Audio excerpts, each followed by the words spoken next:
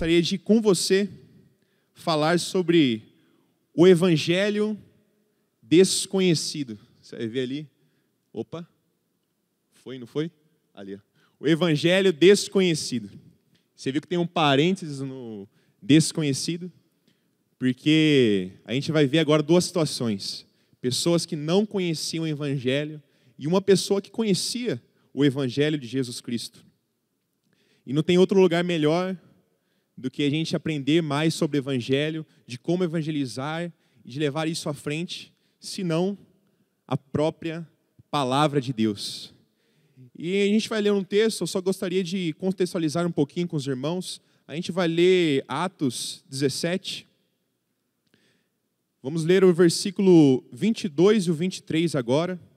E só para você ter uma ideia do que estava acontecendo aqui, Atos 17, Paulo estava em uma de suas viagens missionárias, e ele estava acompanhado dos seus amigos Silas e Timóteo, e ele passa por uma cidade, Tessalônica, e ele é expulso de lá, pessoas perseguem ele tem que ir para outra cidade, e nessa outra cidade a mesma coisa, ele não se deixou levar por isso, mas também pregou o evangelho lá, e as pessoas também vieram e perseguiram ele, e ele foi mandado, forçado a ir à cidade de Atenas, e ele foi lá sozinho. Silas e Timóteo ficaram na outra cidade, em Bereia, e lá estava Paulo, sozinho, na cidade de Atenas, e lá ele faz a mesma coisa, prega o evangelho àquela população, as pessoas pegam ele e levam a um lugar, o Areópago. Eu gostaria de ler esse texto com vocês, Atos 17, versículo 22. Então Paulo se levantou diante do conselho e assim se dirigiu aos seus membros. Homens de Atenas, vejo que em todos os aspectos vocês são muito religiosos, pois enquanto andava pela cidade, reparei em seus diversos altares. Um deles trazia a seguinte inscrição: ao Deus desconhecido. Esse Deus que vocês adoram sem conhecer é exatamente aquele de que lhes falo. Então você viu que tinha lá um altar ao Deus desconhecido. E se há um Deus desconhecido, haviam deuses conhecidos por aqueles atenienses. E o primeiro ponto que eu quero falar com você é sobre esses deuses conhecidos dos atenienses. Para você se situar mais ou menos, ter uma contextualização do que era Atenas há 2000 anos atrás, gostaria de junto com você fazer um tour por Atenas. Não sei se alguém já teve o privilégio de ir até a Grécia, de ir até Atenas, ver como está lá hoje. Mas há 2000 anos atrás era um pouquinho diferente. Muito diferente, aliás. E para você ter uma ideia de lugar que Paulo passou, tem um geógrafo da antiguidade chamado Pausanias. Ele relata que Atenas tinha cerca de 30.000 estátuas de deuses. Um autor de Sátira, Juvenal, ele escreveu que em Atenas é mais fácil achar um Deus do que um homem. Então você imagina o Paulo, um homem que pregava o evangelho, um apóstolo que conhecia Jesus Cristo. Ele passava por aquela cidade de Atenas, e por cada rua, por cada esquina que ele passava, ele via um ídolo, ele via uma escultura, algum deus, ele via um ídolo de pedra, um ídolo de ouro, de metal. Ele passava por aquilo.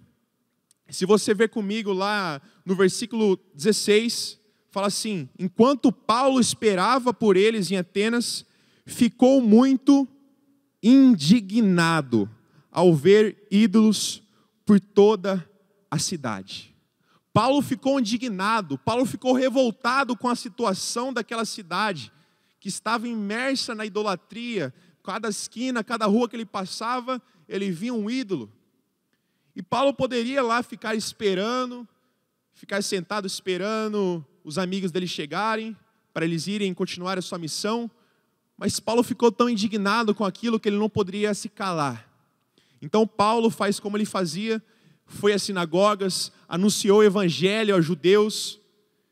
E a sinagoga fechava no sábado, fechava depois do sábado. todos os dias ele ia às praças da cidade.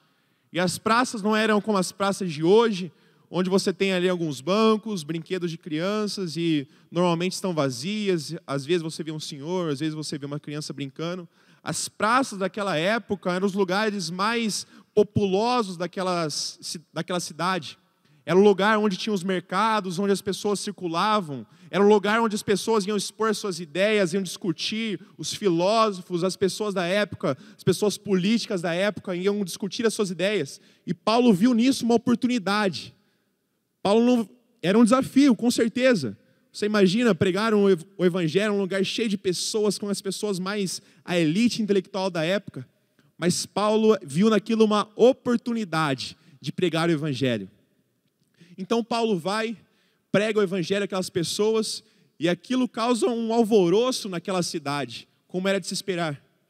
No versículo 18, conta assim que Paulo também debateu com algum dos filósofos, epicureus e estoicos. Quando lhes falou de Jesus e da ressurreição, eles perguntaram, olha o que eles falaram para Paulo: o que esse tagarela está querendo dizer? Outros disseram: parece estar falando de outros deuses.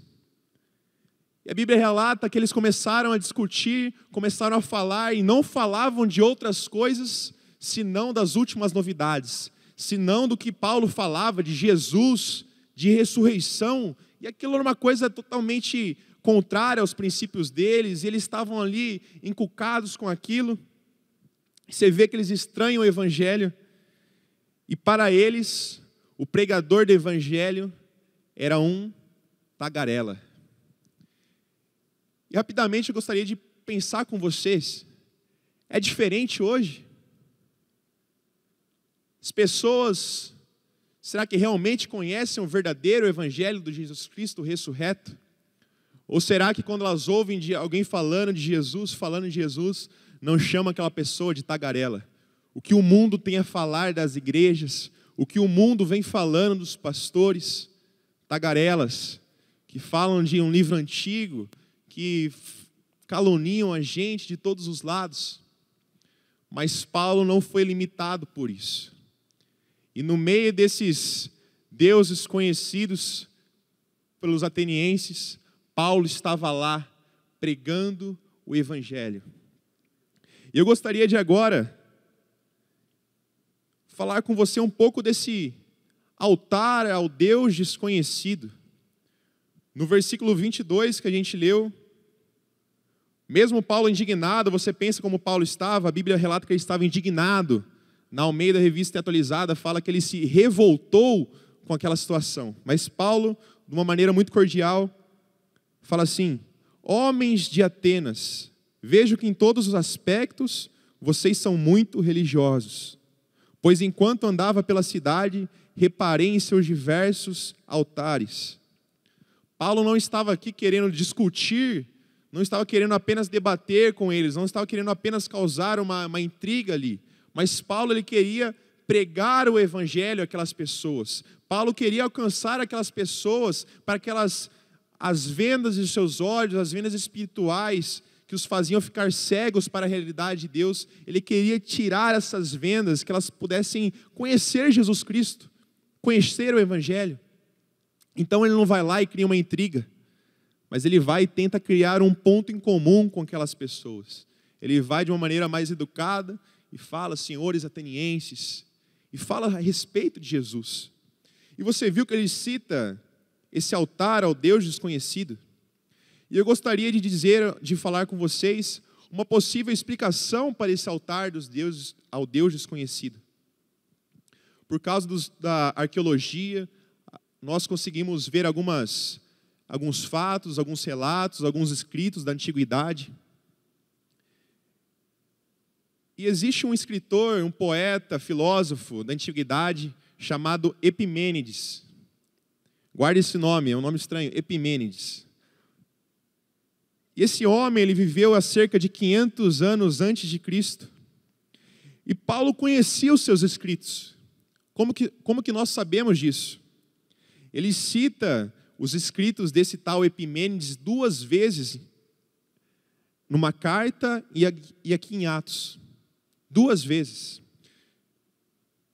Esse Epimênides, ele tinha uma obra muito famosa chamada Crética, em que ele criticava ali os cretenses, até um nome interessante, Crética. E se você ver em Tito 1,12,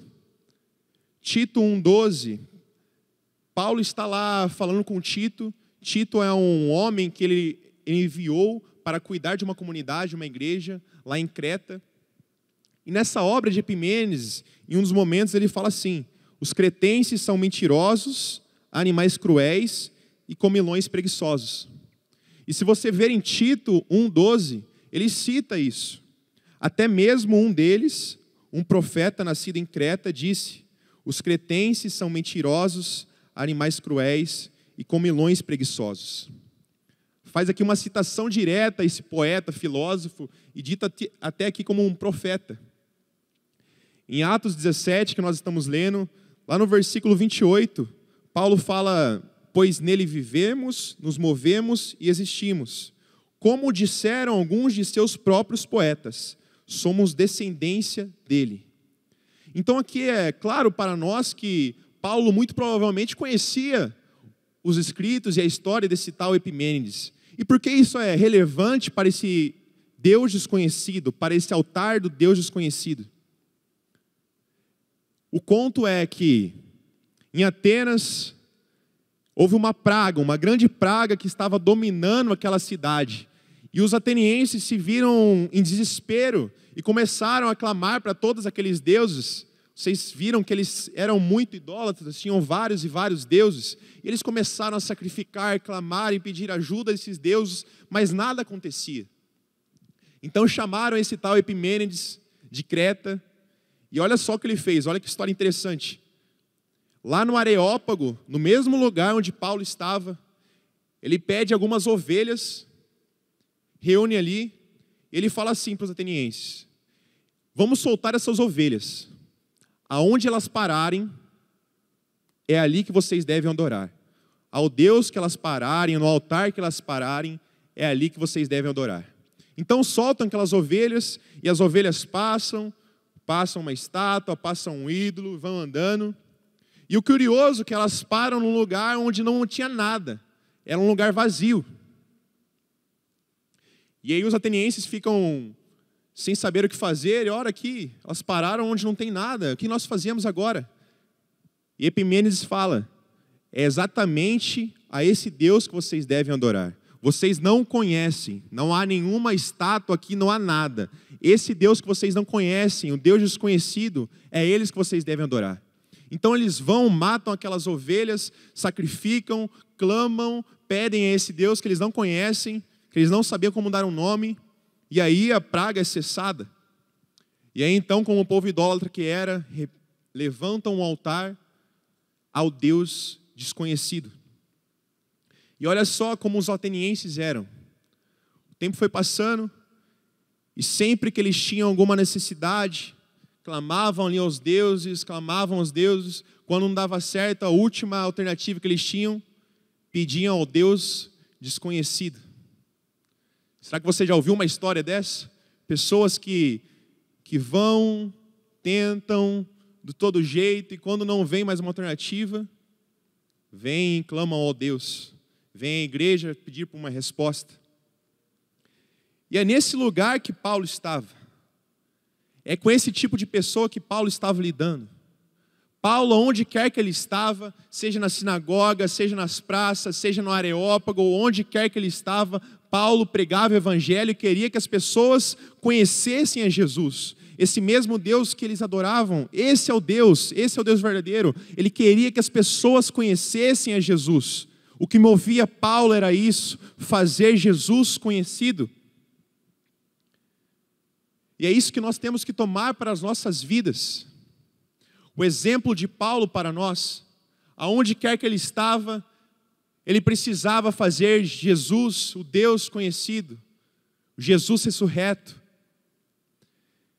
Eu queria contar para vocês uma história que aconteceu com a gente no mês passado. Foi passado que a gente foi? Mês passado. talvez vocês ficaram sabendo, alguns homens aqui da igreja foram lá para Curitiba fazer um evento ali, um retiro, chamado Legendários. Nós temos alguns legendários aqui? Opa! Aú! E foi muito interessante porque, voltando de lá, nós estávamos cheios de Deus, buscamos muito a Deus lá na montanha. E nós estávamos voltando numa van, tinham cerca ali de 15, 16 pessoas. E a gente estava lá na Regis Bittencourt, você sabe que aquela rodovia lá é bem complicada, muitos acidentes. E a gente estava voltando, e teve um acidente lá que parou a rodovia inteira. Um caminhão que estava com pedaços ali de metal, ele caiu, ficou transversal ali na rodovia, e não dava nem para andar, não era nem lentidão, parado mesmo. Então a gente ficou parado ali, e nós tínhamos levado os elementos da ceia para participar junto no online, com o pastor no culto online. Era um domingo de ceia. Então a gente estava lá parado na rodovia, dentro da van, e a gente saiu para fora, cheio de caminhão em nossa volta, com carros à nossa volta. E a gente começou a cultuar a Deus lá no meio da rua. E nós cultuamos a Deus, participamos da ceia, estamos ali louvando. Nós vimos aquelas pessoas à nossa volta, caminhoneiros ali olhando, porque com certeza 16 homens ali com aquelas roupas, quem já viu a roupa do Legendários, viu que é uma roupa bem chamativa, ela laranja, então todo mundo de bonezinho, roupa laranja, então chamava muita atenção, e a gente cantando, louvando alto, e as pessoas olhando. E nós vimos ali uma oportunidade de pregar o Evangelho. Então, os homens ali saíram, se espalharam em grupos, e começamos a chamar os caminhoneiros para cultuar com a gente, começamos a evangelizá-los, começamos a orar por eles, pessoas nos carros começaram a vir e pedir oração para a gente, pediram uma oração para um familiar que estava enfermo, e a gente começou a falar de Jesus, evangelizar, e foi uma bênção.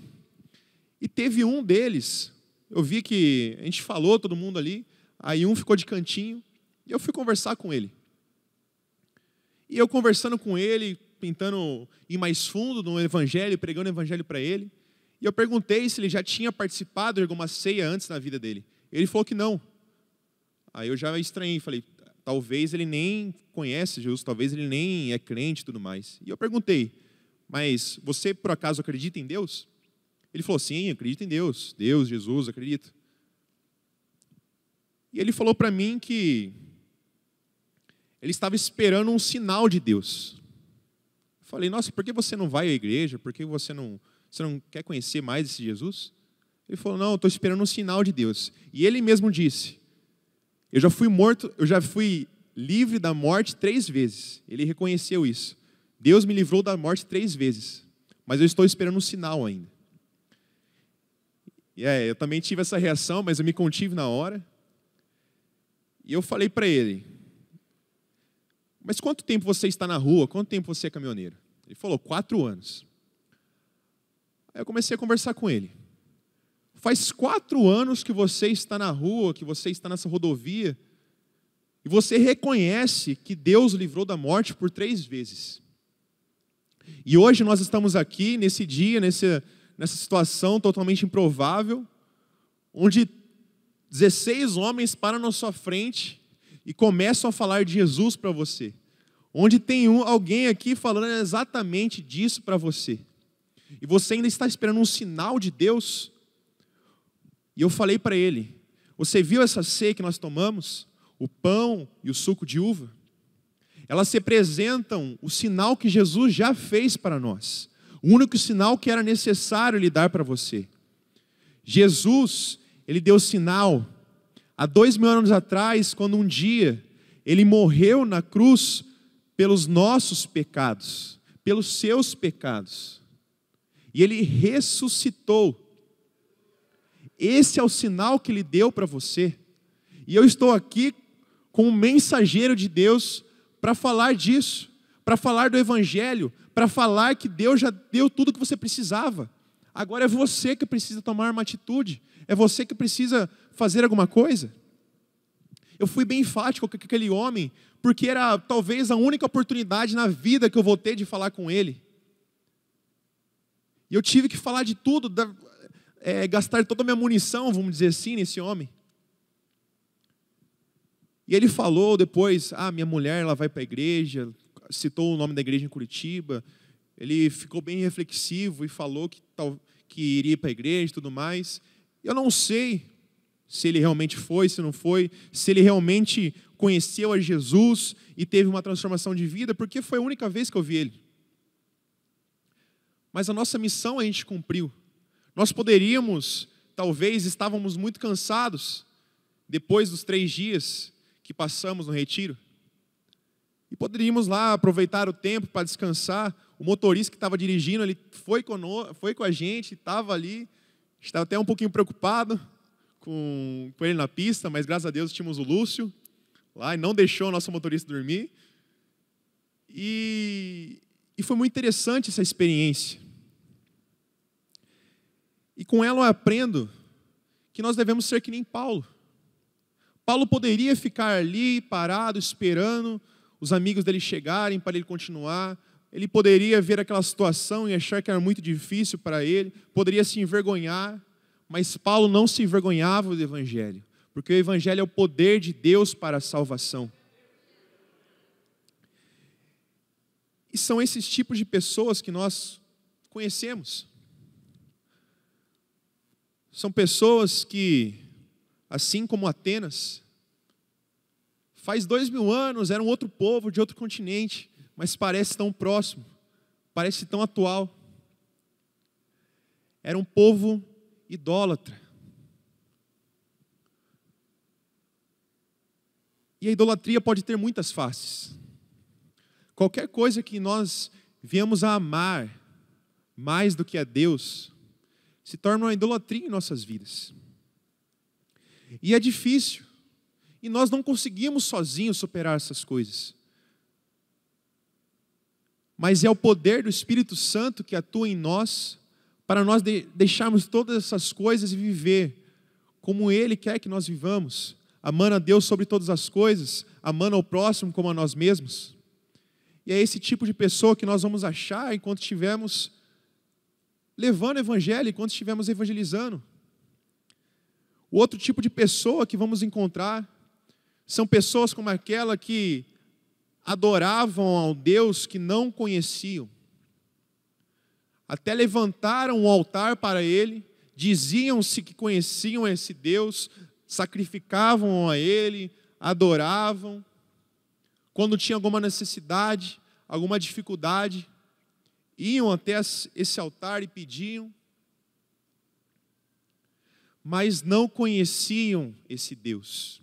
Elas não queriam ter um relacionamento com esse Deus. 500 anos se passaram ali e eles ainda não faziam ideia de quem era esse Deus. E Paulo vai e usa isso como artifício para pregar o Evangelho, para mostrar o Deus ressurreto, o único e verdadeiro Deus. Hoje, diferentemente dos dias de Paulo, muitas pessoas conhecem o Evangelho, muitas pessoas conhecem a Bíblia, conhecem sobre Jesus, mas será que elas conhecem de verdade?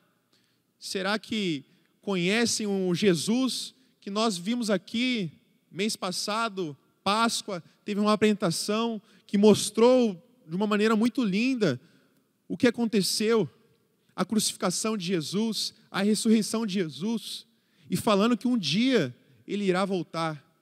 Será que as pessoas realmente conhecem esse Jesus que nós conhecemos?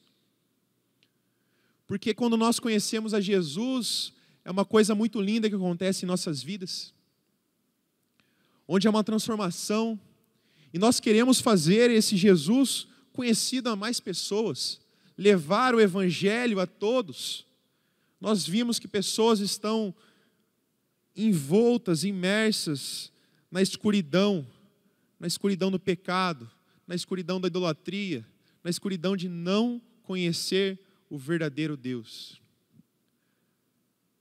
E Paulo fazia isso em todo lugar que ele estava, em todo lugar que ele ia, sinagoga, praça, Areópago, até nas cadeias, em todo lugar que ele ia, fazia o evangelho conhecido, fazia Jesus conhecido.